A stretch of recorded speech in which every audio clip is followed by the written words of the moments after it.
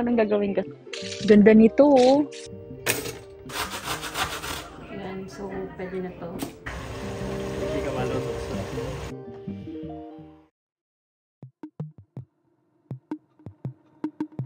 Good morning, guys. So, kakagising ko lang. A few minutes later. Hi guys! Welcome back to my channel. Kita nyo naman, bagong gising ako. Samahan nyo ako today in this video for a slow day with me here in New Zealand. Wala akong ganap ngayong araw na to. So, samahan nyo ako for a day in my life. Kakatapos ko lang mag-interview kahapon ng job interview. And update, humingi na siya ng references sa akin. So, usually, pag humihingi na ng references, medyo nasa next step ka na ng interview process. And then, bukas naman, meron akong another interview, job interview. We'll see kung anong mangyari. Pero for now, let's have a slow day dito sa bahay. Samahan niyo ako. We're just gonna do some chores. And yun lang. Samahan niyo lang ako today. Yay!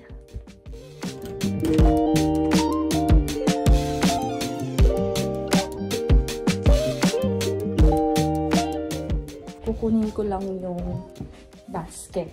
Kasi maglo-load ako ng clothes sa laundry. And medyo magulo pa dito sa bahay. So, yan.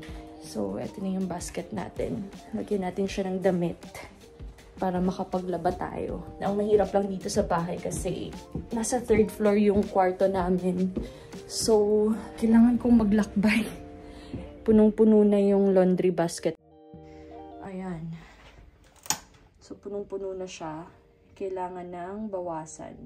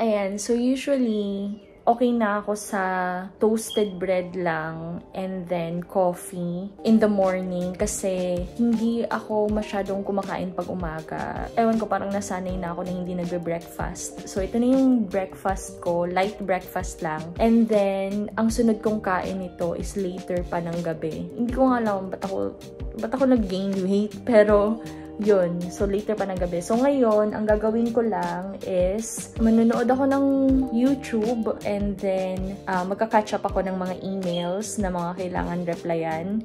And then, yun lang. So, slow day lang talaga tayo ngayong araw.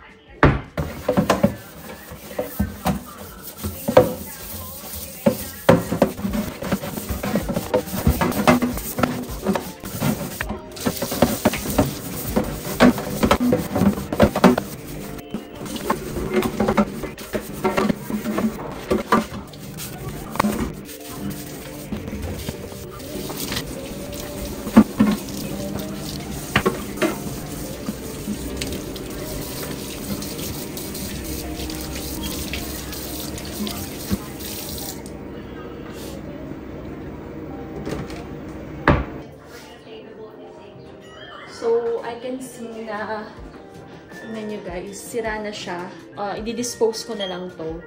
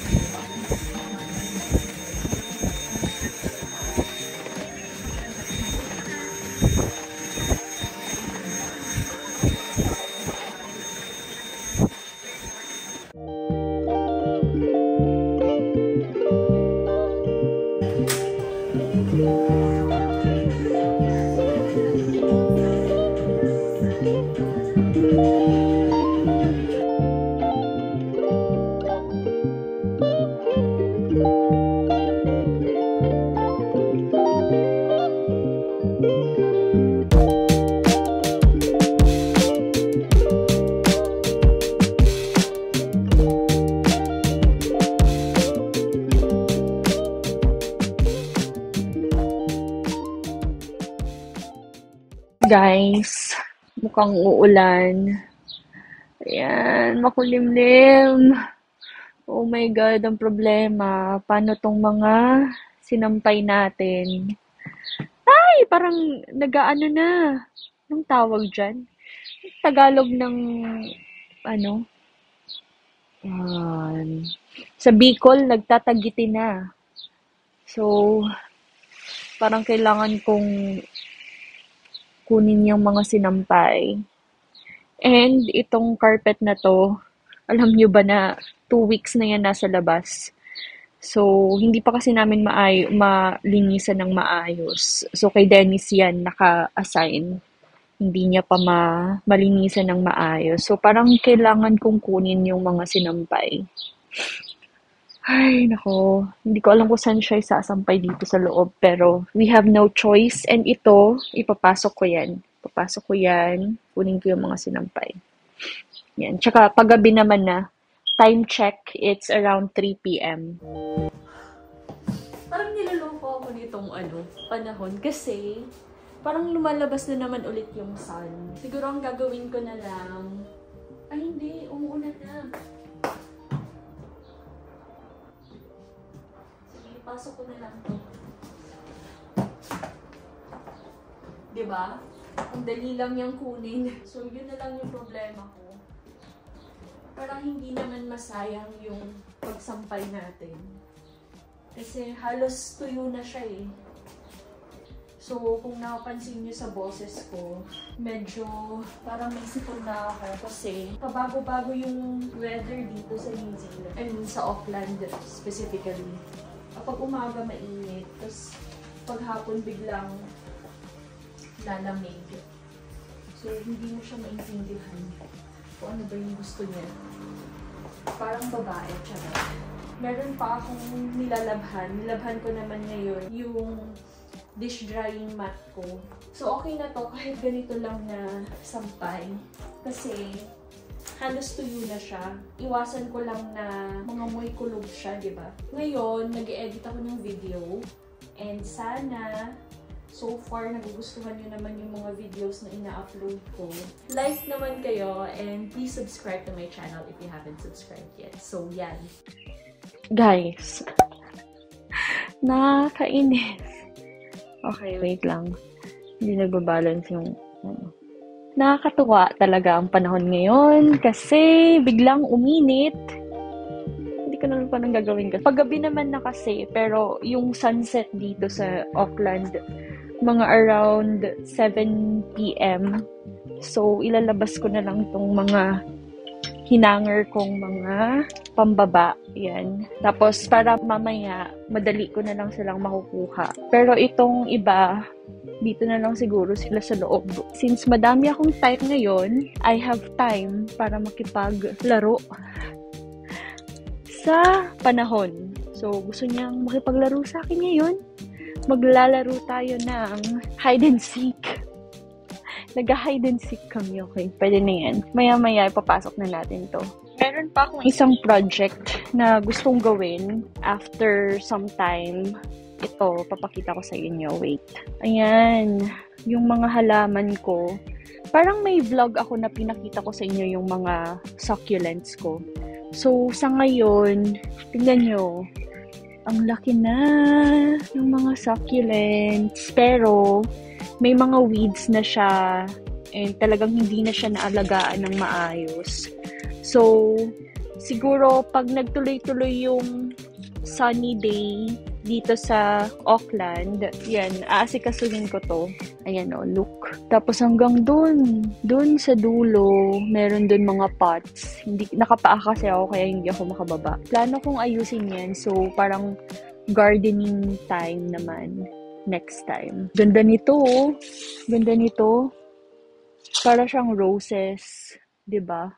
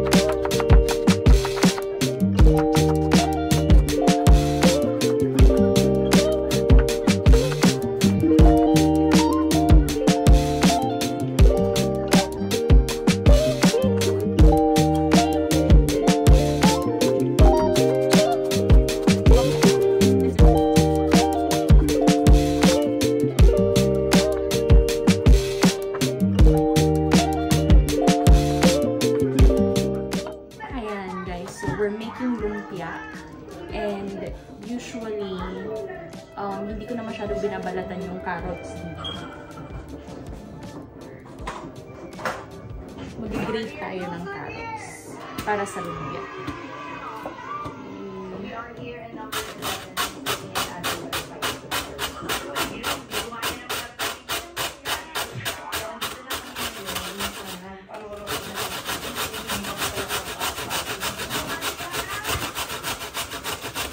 And then, si Dennis, gagawa siya ng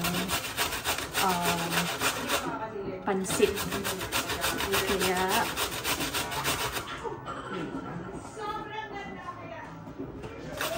Kaya magsa-slice din ako para sa kanya yung mga gagamitin niya. Ayan, so pwede na to. Lagyan na natin yung carrots. Pagkalasa natin, patis. Let's get the patis.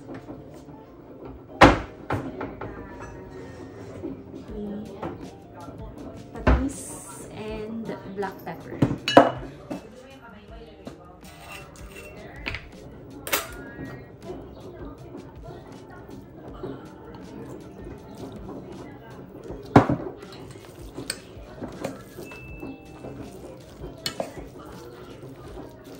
So, tansya-tansya lang.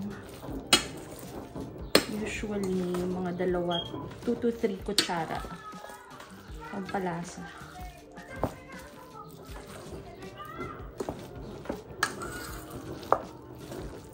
Ayan.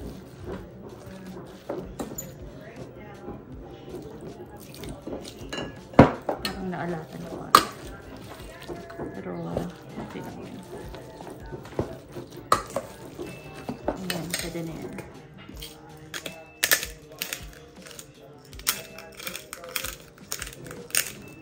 Black pepper.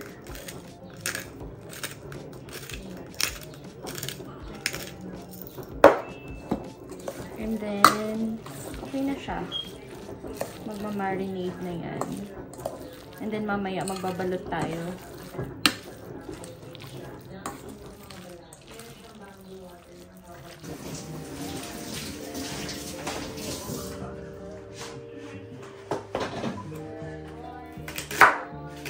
Celery.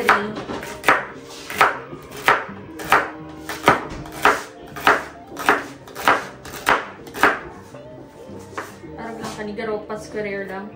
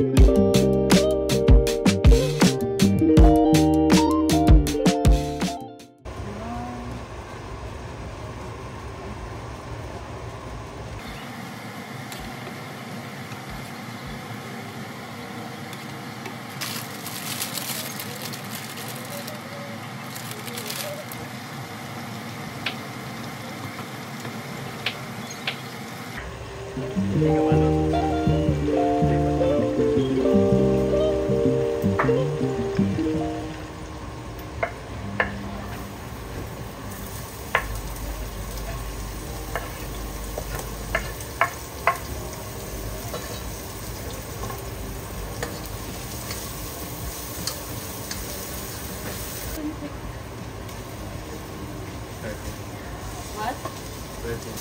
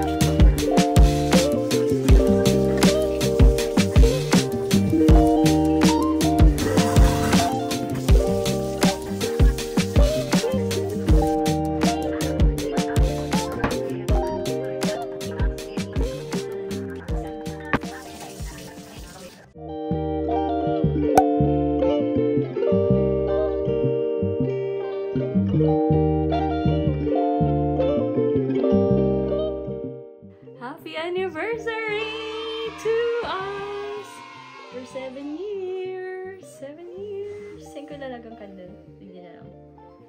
Dapat pareho kita mag-blow. Talata ako lang. It's not my anniversary. Okay, okay.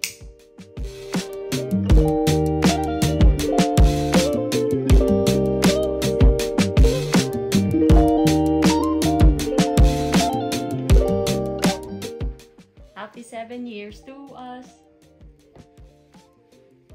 Happy 7 years to us. Happy 7 years. Happy 7 years. Happy 7 years to us.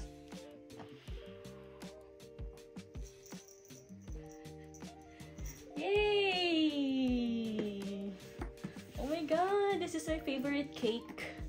And it's our 7th anniversary. I'm gonna take a photo.